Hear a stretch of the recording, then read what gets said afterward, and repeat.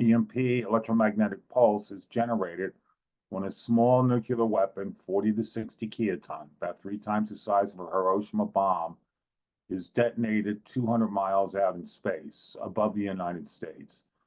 It sets up an electrostatic discharge. The technical term for that is Compton effect, which cascades electrostatic discharge, which cascades to the Earth's surface, feeds into the millions of miles of wires, which now become antenna, feeds this into the power grid, overloads the grid, and blows it out.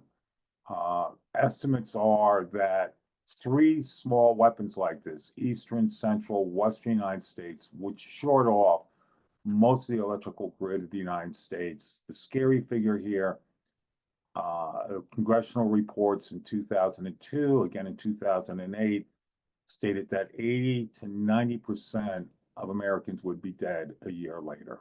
EMP, the threat of an EMP was fully realized in 1962 when the United States launched a missile into space to see what would happen if we blew it up. It's called Operation Prime Fish.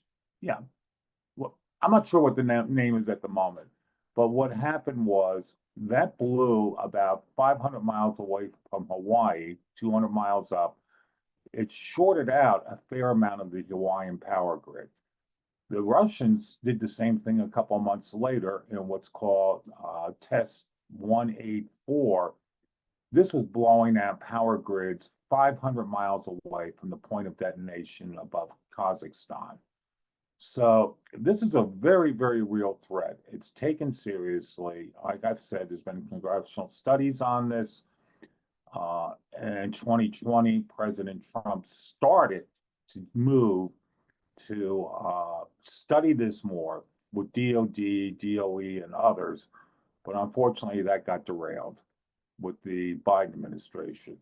But just within the last couple of days, the Trump administration is again talking about what's called Iron Dome, which is the Israeli system, but in the United States, it would shoot down such missiles before they got over the territory of the United States. This is a very real threat. It's scary to realize that almost all of our electricity is pumped on systems that are 30, even 40 years old. That's a report from DOE about 10 years ago. Transformers, wiring, and everything else. It's an antiquated system that needs to be upgraded for the 21st century. Second, we need a missile defense system that will protect the United States. Ronald Reagan proposed it in the 80s. It was known as Star Wars then. Was it possible then? No.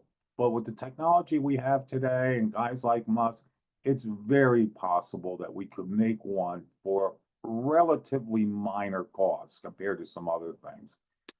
And then the other thing I urge is every American citizen should take this seriously and prepare a little bit. I'm not talking about, turning your home into a fortress against EMP.